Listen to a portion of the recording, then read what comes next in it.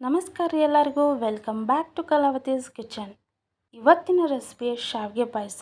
ಇದನ್ನು ಹೆಂಗೆ ಮಾಡೋದು ಅಂತಂದು ನೋಡ್ಕೊಂಡು ಬರೋಣ ಬರ್ರಿ. ಇದನ್ನು ಮಾಡೋದು ಭಾಳ ಈಸಿ ನೋಡ್ರಿ. ಇಷ್ಟು ಈಸಿಯಾಗಿರುತ್ತೆ. ಒಂದು 5ರಿಂದ 10 ನಿಮಿಷದಾಗ ಮಾಡ್ಕೋಬೋದು ರೀ.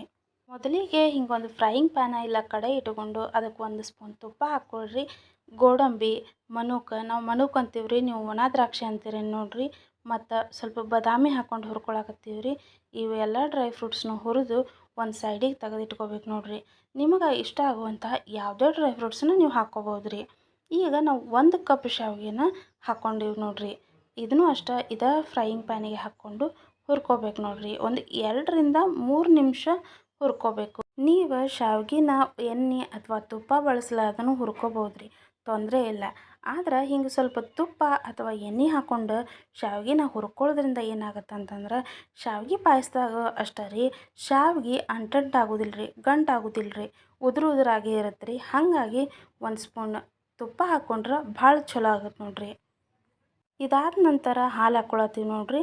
ನಾವು ಶಾವಿಗೆ ತೊಗೊಂಡಿವಲ್ರಿ, ಅದೇ ಕಪ್ಪಿನ ಅಳತೆಗೆ 3ರಿಂದ 3.5 ಕಪ್ನಷ್ಟು ಹಾಲು ಬೇಕು ರೀ. ಈ ಶಾವಿಗೆ ಪಾಯಸನ ಆಗಿಂದಾಗ ಬಿಸಿ ಬಿಸಿಯಾಗೆ ತಿನ್ನೋದಾದ್ರೆ 1 ಕಪ್ ಶಾವಿಗೆಗೆ 3.5 ಕಪ್ನಷ್ಟು ಹಾಲು ಹಾಕ್ಕೊಂಡ್ರೆ ಸಾಕ್ರಿ. ಇಲ್ಲ ಅಂತಂದ್ರೆ ಸ್ವಲ್ಪ ಶಾವಿಗೆ ಪಾಯಸನ ಮಾಡಿ ಒಂದು ಸ್ವಲ್ಪ ಹೊತ್ತು ಬಿಟ್ಟು ತಿಂತೀವಿ ಅನ್ನೋದಾದ್ರೆ ಸ್ವಲ್ಪ 1 ಕಪ್ನಷ್ಟು ನೀರು ಸೇರಿಸ್ಕೊಳ್ರಿ. ಯಾಕಂದ್ರೆ ಹಿಟ್ಟು ತಿನ್ನೋದ್ರಿಂದ ಶಾವಿಗೆ ಸ್ವಲ್ಪ ಗಟ್ಟಿ ಆಗ್ತೈತೆ ರೀ. ಸೊ ಹಾಗಾಗಿ ತಿಕ್ ಕನ್ಸಿಸ್ಟೆನ್ಸಿ ಬೇಕು ಅಂದ್ರೆ ಒಂದು 3ರಿಂದ 3.5 ಕಪ್ನಷ್ಟು ಅಷ್ಟೇ ಹಾಕ್ಕೊಳ್ರಿ. ಇಲ್ಲ ಸ್ವಲ್ಪ ತೆಳ್ಳಗೆ ಬೇಕು ಅನ್ನೋರಾದ್ರೆ 1 ಕಪ್ನಷ್ಟು ನೀರು ಆ್ಯಡ್ ಮಾಡ್ಕೊಳ್ರಿ. ಈ ಹಾಲನ್ನ ಹಿಂಗೆ ಒಂದು 2ರಿಂದ 3 ನಿಮಿಷ ಕುದಿಸ್ಕೋಬೇಕು ನೋಡ್ರಿ. ದಂಡಿಗೆಲ್ಲ ಕೆನೆ ಬರುತ್ತಲ್ರಿ, ಆ ಕೆನೆನ ಸ್ವಲ್ಪ ಆಗಾಗ ಸ್ಪೂನ್ನಿಂದ ಅದನ್ನು ನೀಟಾಗಿ ಹಾಲೊಳಗೆ ಮಿಕ್ಸ್ ಮಾಡ್ಕೋಬೇಕು ನೋಡ್ರಿ. ಈ ಶಾವಿಗೆ ಪಾಯಸಕ್ಕೆ ನೀವೇನಾದರೂ ಕೇಸರಿ ಸೇರಿಸೋರಿದ್ರಿ ಅಂದ್ರೆ ಇದೇ ಹೊತ್ತಿಗೆ ಸೇರಿಸ್ಬಿಡ್ರಿ. ಈಗ ನೋಡ್ರಿ, ಅರ್ಧ ಕಪ್ನಷ್ಟು ನಾವು ಸಕ್ಕರೆ ಹಾಕ್ಕೊಳತ್ತೀವಿ ರೀ. 1 ಕಪ್ ಶಾವಿಗೆಗೆ ಅರ್ಧ ಕಪ್ನಷ್ಟು ಸಕ್ಕರೆ ಹಾಕಿದ್ರೆ ಸಾಕ್ರಿ, ಸ್ವೀಟ್ ಕರೆಕ್ಟ್ ಆಗುತ್ತೆ ರೀ. ಇಲ್ಲ ನಿಮಗೆ ಸ್ವಲ್ಪ ಸ್ವೀಟ್ ಜಾಸ್ತಿ ಬೇಕು ಅನ್ನೋರಾದ್ರೆ ಇನ್ನೂ ಸ್ವಲ್ಪ ಸಕ್ಕರೆನ ಆ್ಯಡ್ ಮಾಡಿಕೊಡ್ರಿ. ಇದಕ್ಕಿಂತನೂ ಕಡಿಮೆ ಬೇಕು ಅನ್ನೋದಾದ್ರೆ ಸ್ವಲ್ಪ ಸಕ್ಕರೆನ ಕಡಿಮೆ ಮಾಡಿಕೊಡ್ರಿ. ಸಕ್ಕರೆ ಪ್ರಮಾಣನ ನಿಮಗೆ ಎಷ್ಟು ಸಿಹಿ ಬೇಕು ಅನ್ನೋದ್ರ ಮೇಲೆ ಡಿಪೆಂಡ್ ಆಗತ್ತೆ ರೀ. ಹಾಗಾಗಿ ನಿಮಗೆ ಎಷ್ಟು ಬೇಕೋ ಅಷ್ಟು ಸಕ್ಕರೆನ ಸೇರಿಸ್ಕೊಳ್ರಿ. ಈಗ ನೋಡ್ರಿ, ಏಲಕ್ಕಿನ ಸಕ್ಕರೆ ಒಳಗೆ ಹಾಕಿ ಸ್ವಲ್ಪ ಪುಡಿ ಮಾಡಿ ಇಟ್ಕೊಂಡಿದ್ವಿ, ಅದನ್ನು ಹಾಕ್ಕೊಂಡಿವಿ ರೀ. ಈಗ ಹಾಕೋದ್ರಿಂದ ಏನಾಗುತ್ತೆ ಅಂದ್ರೆ ಹಾಲಿನ ಜೊತೆ ಮಿಕ್ಸ್ ಆಗಿ ಒಳ್ಳೆ ಘಮ ಕೊಡುತ್ತೆ ರೀ ಶಾವಿಗೆ ಪಾಯಸಕ್ಕೆ. ಹಾಗಾಗಿ ಈಗ ಹಾಕೋಬೇಕು ನೋಡ್ರಿ. ಹಾಕಿರುವಂಥ ಸಕ್ಕರೆ ಕರಗಿದ ನಂತರ ಆಗಲೇ ತುಪ್ಪದಾಗ ಹುರಿದು ಇಟ್ಕೊಂಡಿದ್ವಲ್ರಿ ಡ್ರೈ ಫ್ರೂಟ್ಸ್, ಅದನ್ನು ಹಾಕ್ಕೋಬೇಕ್ರಿ. ಹಿಂಗೆ ಡ್ರೈ ಫ್ರೂಟ್ಸ್ ಹಾಕ್ಕೊಂಡ ನಂತರ ಒಂದು 2 ನಿಮಿಷ ಈ ಹಾಲನ್ನ ಕುದಿಸ್ಕೊರಿ. ಡ್ರೈ ಫ್ರೂಟ್ಸ್ ಎಲ್ಲ ಸ್ವಲ್ಪ ಮೆತ್ತಗಾಗ್ತಾವೆ ರೀ ಶಾವಿಗೆ ಪಾಯಸದೊಳಗೆ. ಹಾಗಾಗಿ ಒಂದು 2 ನಿಮಿಷ ಈ ಹಾಲನ್ನ ಕುದಿಸ್ಕೊಳ್ರಿ.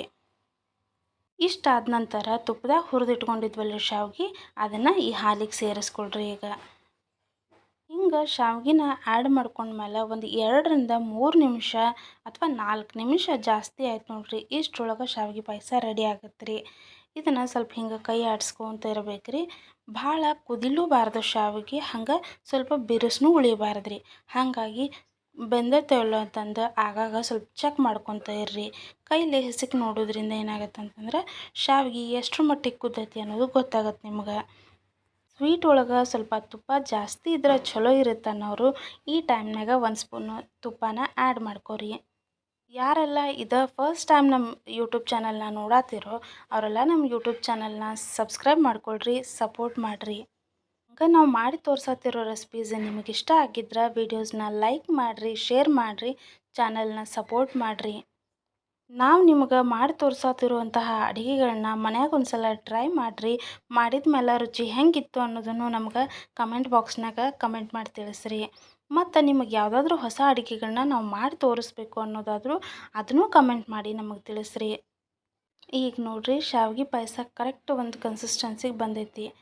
ಈಗ ನೀವು ನೋಡ್ಕೋಬೋದು ರೀ, ಚೆಕ್ ಮಾಡಿದ್ರೆ ಗೊತ್ತಾಗುತ್ತೆ ಇಷ್ಟು ಕನ್ಸಿಸ್ಟೆನ್ಸಿ ಸಾಕು ಅಂತಂದು. ನೋಡಿರಿ, ಇದು ಭಾಳ ತೆಳ್ಳಗೂ ಆಗಿಲ್ಲ, ಭಾಳ ಗಟ್ಟಿನೂ ಆಗಿಲ್ಲ. ಬಿಸಿ ಬಿಸಿಯಾಗಿ ತಿನ್ನೋರಿಗೆ ಈ ಕನ್ಸಿಸ್ಟೆನ್ಸಿ ಕರೆಕ್ಟ್ ಐತ್ರಿ. ಎಲ್ಲರ ಮನೆಯೊಳಗೂ ಏನಾದರೂ ಗುಡ್ ನ್ಯೂಸ್ ಕೇಳಿದ್ವಿ ಅಂತಂದ್ರೆ ಪಟ್ಟನ ಒಂದು ಸ್ವೀಟ್ ಮಾಡಬೇಕು ಅಂತ ಅಂದ್ಕೊಳ್ತೀವಿ ರೀ.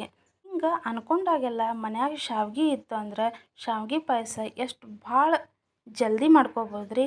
ಮತ್ತು ನಾವು ತೋರಿಸಿವಲ್ರಿ ಇದೇ ವಿಧಾನ ಬಳಸಿ ನೀವೇನಾದರೂ ಮಾಡಿದ್ದ ಆತಪ್ಪ ಅಂತಂದ್ರೆ ಶಾವಿಗೆ ಪಾಯಸ ಅನ್ನೋದು ಏಕ್ದಮ್ ಪರ್ಫೆಕ್ಟ್ ಬರ್ತೈತೆ ನೋಡ್ರಿ.